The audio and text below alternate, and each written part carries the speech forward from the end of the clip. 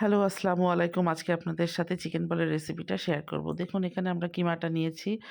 তার ভেতরে এখানে আমরা আদা রসুনের পেস্টটা দিয়েছি, ম্যাগি মশলাটা দিয়েছি, সয়া সসটা দিয়েছি, তারপরে হচ্ছে চপড অনিয়নটা দিয়েছি এবং কর্নফ্লাওয়ার, ব্রেড এবং হোয়াইট পেপারটা এর সাথে দিয়েছি।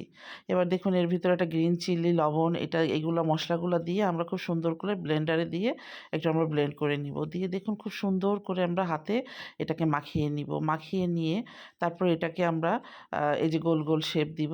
দেখুন মোটামুটি খুব ছোটও হবে না এবং একেবারে অনেক বড়, বড়ও হবে না। এই দেখুন গোল, গোল এরকম সাইজগুলা হলে বেশি ভালো হয়। এবার এগুলা হলে আমরা পানি দিয়ে দিব সাইডে। পানিতে যখন জাল উঠে যাবে তখন আমরা এই বলগুলো ছেড়ে দিব। ছেড়ে দিয়ে আমরা বলগুলোতে যখন পানির উপরে উঠে আসবে তারপরে এগুলোকে আর ২ মিনিট ৩ মিনিট মতো রাখবো। রেখে আমরা নামিয়ে ফেলবো। তারপর এটাকে ঠান্ডা করে আমরা কিন্তু এটাকে আমরা সংরক্ষণ করতে পারি। বলগুলাকে শ্যালো ফ্রাই